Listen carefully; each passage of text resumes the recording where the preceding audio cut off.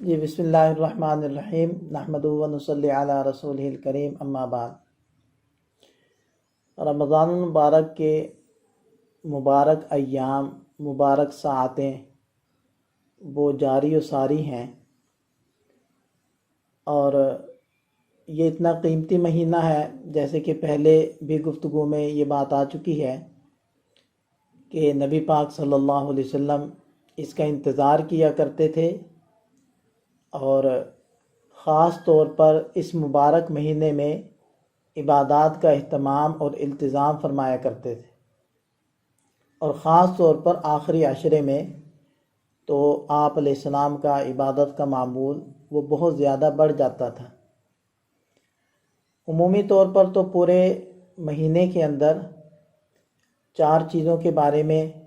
نبی پاک صلی اللہ علیہ وسلم نے فرمایا ہے کہ اس کے اندر ہمارا وقت زیادہ گزرے۔ 2 باتیں وہ لازمی کرنی ہیں، اور 2 باتوں کے بارے میں ارشاد فرمایا کہ تمہارے پاس اس کا سوال کیے بغیر کوئی چارہ کار ہی نہیں ہے۔ جو 2 باتیں زیادہ کرنی ہیں اس میں کلمے کا ورد ہے، کثرت سے کلمے کا ورد کرنا ہے، چاہے وہ شہادتین ہو یعنی دوسرا کلمہ ہو، اشہد ان لا الہ الا اللہ و اشہد ان محمد عبدہ و رسولہ، چاہے یہ ہو جائے، اور چاہے لا الہ الا اللہ محمد الرسول اللہ یہ ہو جائے، کوئی بھی کلمہ ہو، لیکن اس کا کثرت سے ورد کرنا ہے اس مبارک مہینے میں۔ اور کلمہ پڑھنے کے کیا فضائل ہیں؟ دیکھیں، سب سے بڑی فضیلت تو یہی ہے کہ کلمہ پڑھنے سے انسان دار اسلام کے اندر داخل ہوتا ہے، اور جیسے دار اسلام میں داخل ہوتا ہے سابقہ سارے گناہ کالعدم ختم ہو جاتے ہیں، معدوم ہو جاتے ہیں، اور یہ ایسی ہو جاتا ہے جیسے کہ ابھی دنیا کے اندر آیا، یعنی پاک اور صاف دھلا ہوا گناہوں سے۔ تو یہ اس کی بڑی فضیلت ہے۔ اور دیکھیں کہ کلمہ پڑھنے سے ہی تو انسان پہلے جہنمی ہوتا ہے، اب جنتی بن جاتا ہے۔ پہلے اللہ تعالیٰ کی نگاہ میں مبغوض ہوتا ہے، قابل نفرت ہوتا ہے، اب وہ محبوب بن جاتا ہے۔ اور اسی کلمے کے بارے میں نبی پاک صلی اللہ علیہ وسلم نے ارشاد فرمایا کہ جس کا آخری کلمہ لا الہ الا اللہ ہوگا دخل الجنہ، یہ جنت میں داخل ہوگا۔ تو اس لیے کلمے کا تو ویسے بھی ہمیں ورد رکھنا چاہیے رمضان مبارک کے علاوہ بھی، اور رمضان میں اس کی اہمیت اور زیادہ بڑھ جاتی ہے کیونکہ ہر نفلی کام کو فرضوں کے برابر کر دیا جاتا ہے، اور ہر فرض کو 70 گنا کر دیا جاتا ہے۔ تو اس لیے رمضان میں اس کی اہمیت اور زیادہ بڑھ جاتی ہے، اور نبی پاک صلی اللہ علیہ وسلم نے متوجہ کیا ہے، اس لیے بھی اس کی اہمیت بڑھ جاتی ہے۔ دوسرا کام جو آپ علیہ السلام نے ارشاد فرمایا اس مبارک مہینے میں کرنے کا ہے وہ ہے استغفار، کیونکہ یہ آخری عشرہ چل رہا ہے، اور یہ عشرہ جہنم سے نجات کا عشرہ ہے۔ اس میں جہنم سے لوگوں کو خلاصی دی جاتی ہے اور جنت کے فیصلے ہوتے ہیں۔ تو استغفار کی کثرت کیجیے۔ تو استغفار ویسے بھی عمومی طور پر ہمیں پورا سال ہی اپنا معمول بنانا چاہیے۔ استغفار کے کیا کچھ فائدے ہیں کہ اللہ تعالیٰ قرآن کریم میں ارشاد فرماتے ہیں کہ وَمَا كَانَ اللَّهُ لِيُعَذِّبَهُمْ وَأَنْتَ فِيهِمْ، کہ اللہ تعالیٰ اس وقت تک آپ کی امت کو عذاب سے ہلاک نہیں فرمائیں گے جب تک آپ ان کے اندر موجود ہوں گے۔ یعنی نبی پاک صلی اللہ علیہ وسلم کی وجود کی برکت ایسی ہے کہ امت ہلاک نہیں ہوگی۔ دوسری بات ارشاد فرمائی کہ اللہ تعالیٰ اس وقت بھی امت کو ہلاک نہیں فرمائیں گے جب تک کہ امت استغفار کرتی رہے۔ گویا کہ یوں کہہ لیں کہ نبی پاک صلی اللہ علیہ وسلم کے وجود مبارک کا جو بدل ہمیں دیا گیا ہے وہ استغفار دیا گیا ہے۔ تو اس لیے ہم استغفار کو بھی اپنی معمولات کے اندر شامل کریں۔ خود نبی پاک صلی اللہ علیہ وسلم یہ ارشاد فرماتے ہیں کہ میں ہر روز 70 سے زائد مرتبہ استغفار کرتا ہوں، جبکہ نبی پاک صلی اللہ علیہ وسلم سے تو گناہ کا تصور ہی نہیں کیا جا سکتا۔ انبیاء کرام تو معصوم ہیں گناہوں سے۔ لیکن اس کے باوجود نبی پاک صلی اللہ علیہ وسلم استغفار کر رہے ہیں اور اپنا معمول بنایا ہوا ہے، تو ہم جب ہر وقت، ہر لمحے، ہر روز ہم گناہ کر رہے ہیں تو ہمیں کتنا زیادہ استغفار کرنا چاہیے۔ اسی طرح استغفار کے بہت سارے فوائد احادیث میں بھی آئے ہیں۔ نبی پاک صلی اللہ علیہ وسلم نے ارشاد فرمایا من لازم الاستغفار، جو استغفار کو لازم پکڑے، یعنی بڑی پابندی سے روزانہ استغفار کا ورد کرتا رہے، جعل اللہ لہ من کل ضیق مخرجا، اللہ تعالیٰ ہر تنگی سے اس کے لیے راستہ نکال دیں گے، ومن کل ہم فرجا، اور ہر غم سے اس کو کشادگی عطا فرما دیں گے، وَيَرْزُقْهُ مِنْ حَيْثُ لَا يَحْتَسِبْ، اور وہاں سے اللہ تعالیٰ اس کو رزق عطا فرمائیں گے جہاں سے رزق کے ملنے کا اس کے وہم و گمان کے اندر نہیں ہوگا۔ یہ استغفار کی برکت۔ تو اس لیے یہ جو دو کام ہے، ایک کلمے کی کثرت ہے اور دوسرا استغفار کی کثرت ہے۔ ایک تو ہم اس کو اپنے معمولات میں شامل کریں، خاص طور پر رمضان مبارک میں اس کا اہتمام کریں۔ دوسری دو چیزوں کے بارے میں آپ علیہ السلام نے ارشاد فرمایا کہ اس سے تمہیں کوئی مفر نہیں ہے، کوئی بھاگنے کا تمہارے لیے راستہ نہیں ہے۔ پہلی چیز ہے جنت کی طلب اور دوسری چیز ہے جہنم سے پناہ۔ تو یہ تو اللہ تعالیٰ فرشتوں سے بھی پوچھتے ہیں، جب کسی جگہ اللہ کے بندے بندیاں اکٹھے ہو کر اللہ کی یاد میں مشغول ہوتے ہیں اور فرشتے ان کو گھیر لیتے ہیں، اللہ کی رحمت ان پر نازل ہوتی ہے، جیسے کہ اب بھی انشاءاللہ ہو رہی ہے۔ تو جب فرشتے اللہ تعالیٰ کے پاس جاتے ہیں تو اللہ تعالیٰ سب کچھ جاننے کے باوجود ان فرشتوں سے پوچھتے ہیں کہ میرے بندے کیا کر رہے تھے اور میرے بندے کیا مطالبہ کر رہے تھے، ان کا مطالبہ کیا تھا، سوال کیا تھا۔ تو جب فرشتے یہ عرض کرتے ہیں کہ اللہ وہ آپ سے جنت کا مطالبہ کر رہے تھے اور جہنم سے پناہ مانگ رہے تھے، تو اللہ تعالیٰ فرشتوں سے ارشاد فرماتے ہیں اے میرے فرشتوں تم گواہ ہو جاؤ، میں نے اپنے بندوں کو جنت دے دی اور جہنم سے ان کو محفوظ کر دیا۔ تو دیکھیں اللہ تعالیٰ طلب پر دیتے ہیں، لہذا ہم یہ بھی اپنے معمولات میں شامل کریں، اللہم انی اسألک الجنہ واعوذ بک من النار، اے اللہ میں آپ سے جنت کا مطالبہ کرتا ہوں یا کرتی ہوں اور جہنم سے پناہ مانگتا ہوں۔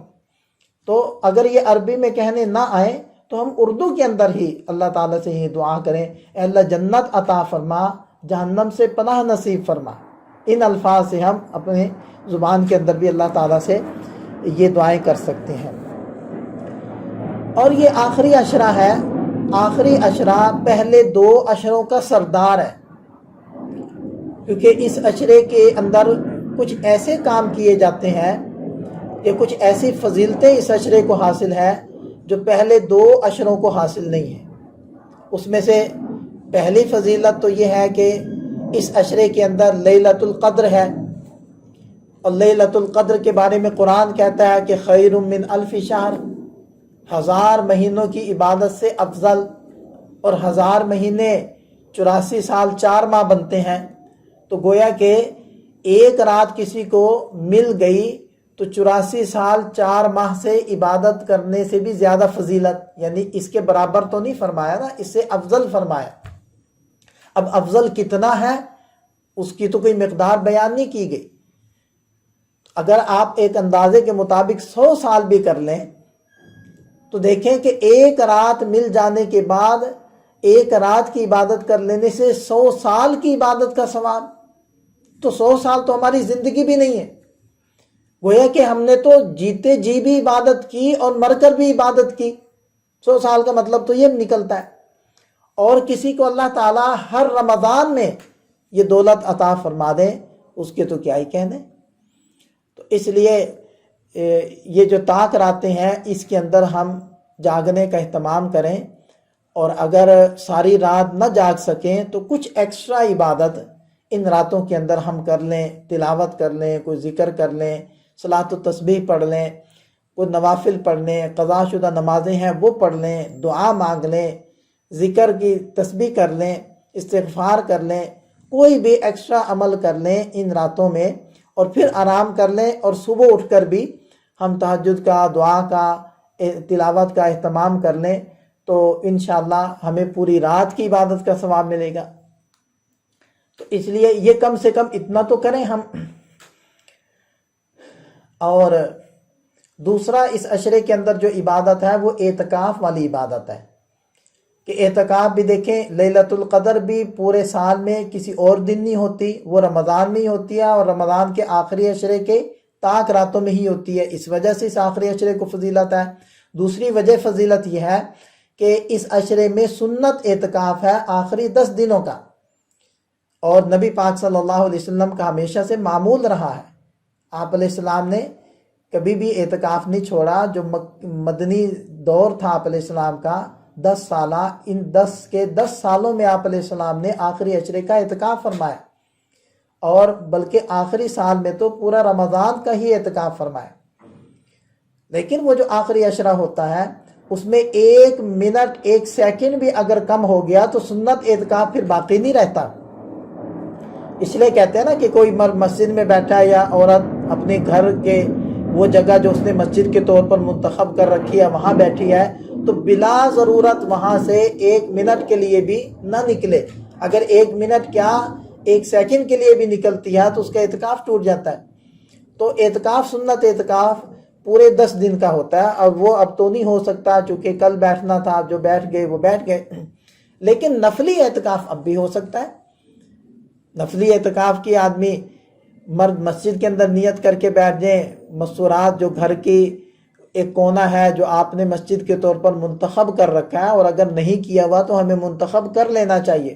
جن کو اللہ تعالیٰ نے گھروں میں وسعت دی ہے، بڑے گھر ہیں، کمرے ایسے موجود ہیں، تو ایک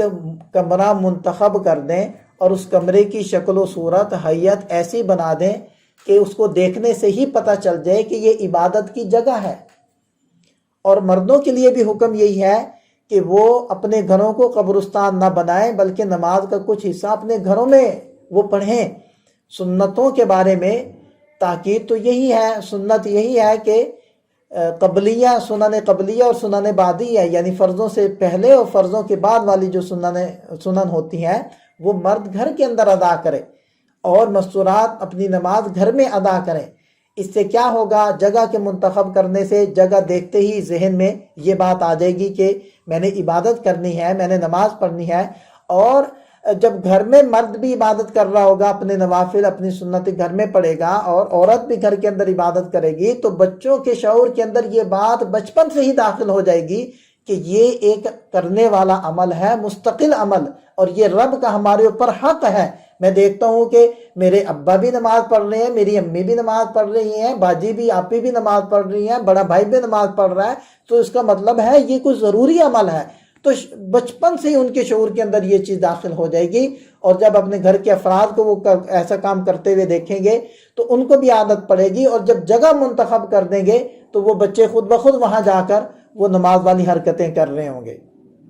لیکن اگر گھر میں اتنی وسعت نہیں ہے کہ ایک جگہ منتخب کر کے اسی کے لیے چھوڑ دی جائے، تو پھر ویسے منتخب کر لیں کہ جب بھی ہم نماز پڑھیں گے تو اس جگہ مصلی بچھا کر ہم لوگ نماز پڑھ رہے ہوں گے۔ تو یہ بہرحال گھروں کے اندر مسجد کا تصور، مسجد سے مراد وہ اصطلاحی مسجد نہیں ہے، مسجد سے مراد گھروں میں ایک جگہ کا انتخاب ہے عبادت کے لیے۔ تو بہرحال یہ لازمی ہر گھر میں ہونا چاہیے، کسی ایک کونے کو، کسی ایک جگہ کو منتخب کر لینا چاہیے کہ ہم جب بھی عبادت کریں گے وہ اس کونے میں آ کر کیا کریں گے۔ تو اس جگہ میں جا کر آپ نفلی اعتکاف کر سکتی ہیں۔ نفلی اعتکاف تو 10 منٹ کا بھی ہو سکتا ہے، چند گھنٹوں کا بھی ہو سکتا ہے، 1 دن کا بھی ہو سکتا ہے، 2 دن کا بھی ہو سکتا ہے۔ بہرحال ابھی تو عشرہ باقی ہے، 9 دن تو باقی ہیں، تو ان کے اندر آپ کسی بھی دن کا، کسی بھی وقت کا اعتکاف کر سکتے ہیں اور اعتکاف کے فضائل حاصل کر سکتی ہیں۔ تو اس لیے اگر پورے عشرے کا اعتکاف نہیں ہو سکا تو جتنا ہو سکے اتنا تو کریں۔ تو اس لیے یہ اس آخری عشرے کے کچھ عبادتیں ہوگی جو میں نے ذکر کر دی۔ اب 2 مسئلے میں عرض کر دیتا ہوں۔ پہلا مسئلہ تو ہوتا ہے صدقہ جاریہ کا۔ صدقہ جاریہ کیا ہوتا ہے اور احادیث میں اس کے بارے میں کیا آتا ہے؟ تو حضرت ابو ہریرہ رضی اللہ عنہ کی روایت ہے کہ نبی پاک صلی اللہ علیہ وسلم نے ارشاد فرمایا، اذا مات الانسان انقطع عمله الا من ثلاثة اشیاء صدقۃ جاریۃ او علم ينتفع به او ولد صالح يدعو له۔ حضرت ابو ہریرہ رضی اللہ عنہ فرماتے ہیں کہ نبی پاک صلی اللہ علیہ وسلم نے ارشاد فرمایا، جب انسان وفات پا جاتا ہے تو اس کا نامہ اعمال بند ہو جاتا ہے، اس کا عمل ختم ہو جاتا ہے۔ فرشتے جو اس کے نیک اعمال لکھ رہے تھے اب لکھنا ختم کر دیتے ہیں، وہ اس کی جو کتاب تھی، اس کا جو ریکارڈ تھا وہ بند کر دیا جاتا ہے۔ لیکن ارشاد فرمایا الا من ثلاثۃ اشیاء، مگر 3 باتوں کی وجہ سے اس کا نامہ اعمال بند نہیں ہوتا۔ اعمال اور نیکیاں لکھنے والے فرشتے وہ اپنا کام نہیں روکتے بلکہ جاری رکھتے ہیں، لکھتے رہتے ہیں۔ ان میں سے پہلی چیز کیا ہے؟ صدقۃ جاریۃ، ایسا صدقہ جو مسلسل چلتا رہے، باقی رہے، ختم نہ ہو۔ دیکھیں کسی کو آپ نے رقم دی تو اس کا ثواب آپ کو مل گیا، کسی کو کھانا کھلایا ثواب مل گیا، کسی کو کپڑا پہنایا جب تک وہ کپڑا رہا ثواب ملتا رہا۔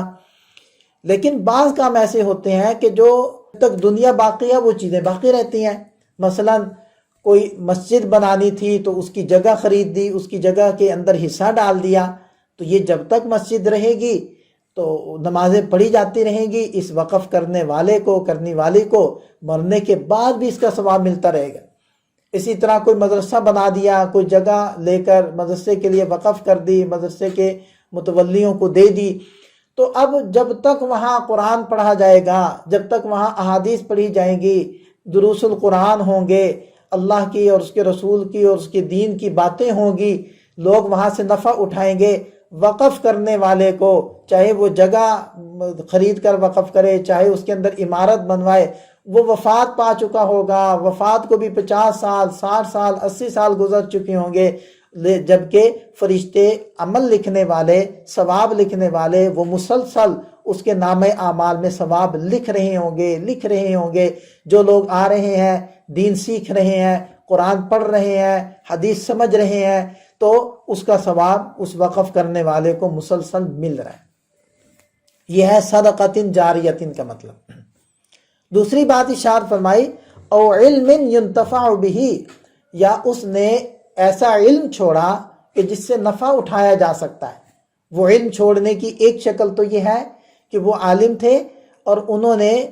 آگے علم کو پڑھایا اور اپنے شاگردوں کی شکل کے اندر علم دنیا کے اندر چھوڑ کر گئے۔ اب ان کے شاگرد پڑھا رہے ہیں، آگے ان کے شاگردوں کے شاگرد پڑھا رہے ہیں، اور یہ سلسلہ چلتا جا رہا ہے، قیامت تک چلتا جا رہا ہے۔ تو قیامت تک اس عالم کا نامہ اعمال بند نہیں ہوگا اور ان کے نامہ اعمال میں فرشتے ثواب لکھتے رہیں گے۔ یا پھر انہوں نے کوئی کتاب لکھ دی اور اس کتاب کو لوگ پڑھ کر منتفع ہو رہے ہیں، نفع اٹھا رہے ہیں، یا انہوں نے کوئی بیان ریکارڈ کروا دیا اور ان کے ریکارڈ شدہ بیان کو سن کر لوگ فائدہ حاصل کر رہے ہیں، تو یہ ساری وہ شکلیں ہیں او علم ينتفع به کی، کہ یا علم چھوڑا جس سے بعد میں نفع اٹھایا جا رہا ہے، تو اس کے نامہ اعمال بند نہیں ہوگا، رکے گا نہیں، بلکہ ثواب، اجر و ثواب مسلسل لکھا جاتا رہے۔ تیسری شکل بتائی او ولد صالح يدعو له، یا کوئی نیک اولاد چھوڑ کر جاتا ہے جو اس کے لیے دعا کرتی ہے، استغفار کرتی ہے، اس کو نیک لائن کی طرف لگا دیا، اس کو قرآن کا خادم بنا دیا، اس کو دین کا داعی بنا دیا، اس کو علم کی لائن کی طرف متوجہ کر دیا، عالم بنا دیا، مفتی بنا دیا۔ اب وہ پڑھتا رہے گا، سنتا سناتا رہے گا، لوگوں کو دین سکھاتا رہے گا، اپنے والدین کے لیے توبہ استغفار دعا کرتا رہے گا، تو اس کا ثواب، اجر و ثواب مسلسل ان کے والدین کو ملتا رہے گا۔ تو یہ 3 چیزیں ہیں کہ جس کے بارے میں آپ علیہ السلام ارشاد فرمانے ہیں کہ انسان وفات بھی پا جائے اس کا نامہ اعمال بند نہیں ہوگا۔ اور اسی سے آپ کو سمجھ میں آ گیا ثواب پہنچانے کا معاملہ، جس کو ایصال ثواب کہتے ہیں عام اصطلاح میں، کہ دیکھیں صدقہ جاریہ سے ایصال ثواب ہو رہا ہے، علم کے باقی رہنے سے ایصال ثواب ہو رہا ہے، نیک اولاد کے پیچھے رہنے سے، نیک شاگردوں کے پیچھے رہنے سے، دعائیں کرنے سے ایصال ثواب ہو رہا ہے، ثواب پہنچ رہا ہے۔ تو اس سے پتہ چلا کہ ایصال ثواب یہ درست ہے اور اس کے لیے احادیث موجود ہیں۔ اب یہ دیکھیں نا کہ جب کوئی وفات پا جاتا ہے تو اس کے لیے نماز جنازہ پڑھی جاتی ہے، تو نماز جنازہ کیا ہے؟ نماز جنازہ بھی تو ایصال ثواب ہی ہے، اس کے لیے توبہ استغفار ہے، اور بعد میں بھی جب بھی آپ اس کے لیے توبہ استغفار کرتے ہیں، آخر اپنے والدین کے لیے، اپنے پیاروں کے لیے جو دنیا سے جا چکے ہیں ہمیں چھوڑ کر، ان کے لیے استغفار، ان کے لیے توبہ، ان کے لیے دعا، اس کا حکم تو ہے۔ تو وہ جو بھی آپ دعا کرتے ہیں تو وہ ایصال ثواب جا رہا ہوتا ہے، ان کو اس کا اثر پہنچ رہا ہوتا ہے۔ حضرت سعد ابن عبادہ رضی اللہ عنہ وہ نبی پاک صلی اللہ علیہ وسلم کی خدمت میں حاضر ہوئے اور عرض کرنے لگے کہ اللہ کے رسول، میری والدہ کا انتقال ہو گیا ہے، تو ان کے لیے کون سا صدقہ افضل ہے؟ آپ علیہ السلام نے ارشاد فرمایا، پانی کا صدقہ۔ تو پھر انہوں نے ایک کنواں کھدوایا اور کنواں کھدوا کر کہا، ہذہ لأم سعد، یہ ام سعد کے لیے وقف ہے کہ اس کا ثواب حضرت سعد کی والدہ کو ملتا رہے۔ مشکاہ شریف کی یہ روایت ہے۔ اسی طرح حضرت ابو ہریرہ رضی اللہ عنہ سے روایت ہے کہ ایک شخص نبی پاک صلی اللہ علیہ وسلم کی خدمت میں آیا اور کہنے لگا، ان ابی ماتا وترک مالا ولم یوصی، کہ میرے ابا جان وفات پا گئی ہیں اور انہوں نے کچھ مال بھی چھوڑا ہے لیکن وصیت کوئی نہیں کی، اور پوچھنے لگے کہ اگر میں ان کی جانب سے کوئی صدقہ اور خیرات کروں تو کیا ان کی گناہوں کے لیے معافی کا ذریعہ بنے گا؟ تو نبی پاک صلی اللہ علیہ وسلم نے ارشاد فرمایا، نعم، بالکل، تمہارے صدقات سے ان کے گناہوں کا کفارہ ہوگا۔ اور یہ مسلم شریف کی روایت میں آتا ہے۔ اسی طرح حضرت ابو اسید رضی اللہ عنہ فرماتے ہیں کہ ہم نبی پاک صلی اللہ علیہ وسلم کے پاس موجود تھے کہ بنو سلمہ کے ایک شخص آیا، اس نے نبی پاک علیہ السلام سے دریافت کیا کہ اللہ کے رسول، میرے والدین کی وفات کے بعد بھی ان کے ساتھ حسن سلوک کی کوئی صورت ہے کہ جس کو میں اختیار کر لوں؟ تو آپ علیہ السلام نے فرمایا، ہاں بالکل ہے، ان کے لیے استغفار کرنا، ان کے بعد ان کی ہوئی وصیت کو نافذ کرنا، اور ان کے تعلق والوں سے، ان کے دوست احباب سے صلہ رحمی کے ساتھ پیش آنا اور ان کی عزت کرنا، ان کے متعلقین سے صلہ رحمی کرنا، تعلق جوڑنا اور ان کے دوست احباب سے عزت کے ساتھ پیش آنا، یہ سارے طریقے ہیں اپنے والدین کے ساتھ حسن سلوک کے۔ تو بہرحال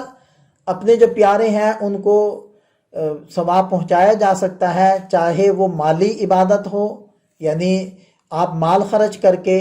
آپ مسجد بنوا کر، آپ مدرسہ بنا کر، کوئی بھی ایسے رفع عامہ کا کام کر کے اس کا ثواب کی آپ نیت کر لیں تو وہ بھی پہنچتا رہے گا، اور اگر آپ استغفار کریں، دعا کریں، اس کا بھی اثر پہنچے گا۔ اگر آپ بدنی عبادت کریں، لسانی عبادت کریں، یعنی زبان والی عبادت، یعنی ذکر کرنا، تلاوت کرنا، اس کا ثواب آپ پہنچائیں گے تو وہ بھی پہنچے گا۔ اور اگر آپ بدنی عبادت کرتے ہیں جیسے نوافل پڑھنا، نفلی حج کرنا، نفلی عمرہ کرنا، اس کا بھی ثواب پہنچے گا، ہر طرح کا ثواب پہنچتا ہے۔ اور یہ جو بعض لوگ کہتے ہیں کہ جی قرآن تو یہ کہتا ہے کہ وَأَن لَيْسَ لِلْإِنسَانِ إِلَّا مَا سَعَى، کہ انسان کو وہی ملے گا جس کی اس نے کوشش کی ہے، تو قرآن میں تو یہ آتا ہے، اور نبی پاک صلی اللہ علیہ وسلم کی فرامین میں یہ آتا ہے کہ مرنے والے کو ایصال ثواب کیا جا سکتا ہے، تو دونوں کو کیسے اکٹھا کیا جا سکتا ہے؟ تو علماء نے اس کی تشریح فرمائی ہے، تفسیر فرمائی ہے کہ اس کا مطلب یہ ہے کہ یہ جو قرآن کریم میں آیت مبارکہ آئی ہے، اس کے بہت سارے جوابات دیے ہیں، بہت ساری تفاسیر کی ہیں، ان میں سے آسان جو ہمارے ذہن میں رہ سکتی ہے وہ یہ ہے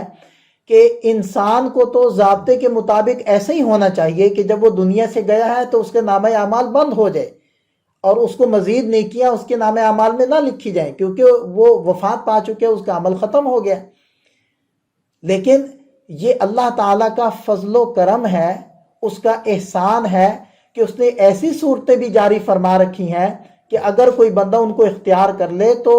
وہ وفات پانے کے باوجود بھی اس کے نامہ اعمال بند نہیں ہوتا، بلکہ ثواب، اجر و ثواب اس کو ملتا رہتا ہے۔ کہ ضابطے کے مطابق تو یہی ہے، قرآن یہ بتا رہا ہے کہ ضابطہ تو یہی ہے، لیکن پھر بھی اس اللہ نے فضل فرمایا ہوا ہے کہ ایصال ثواب کی شکلیں وہ جاری فرما رکھی ہیں اور اس کا راستہ دیا ہوا ہے، لہذا اگر کوئی یہ چیزیں کرتا ہے تو اس کو ایصال ثواب یعنی کہ اس کو ان چیزوں کا اجر و ثواب ملتا رہے گا۔ اب یہ جو ایصال ثواب ہے اس کا طریقہ کار کیا ہو، یعنی سب سے پہلے تو آپ یہ سمجھ لیں کہ ایصال ثواب کن چیزوں کا کرنا چاہیے۔ تو سب سے بہتر یہ ہے کہ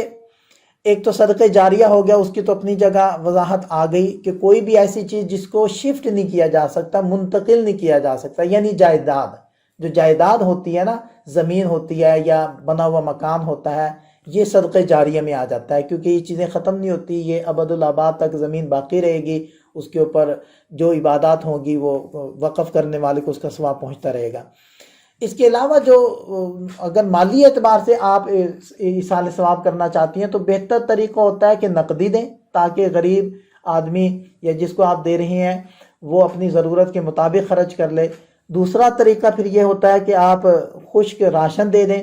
اور تیسری صورت یہ ہے کہ اس کو پکا کر کھانا وہ ہدیہ کر دیں۔ تو بہرحال یہ ساری ایصال ثواب کی شکلیں ہیں۔ طریقہ کار کیا ہوتا ہے، اس کا کوئی مخصوص طریقہ نہیں ہے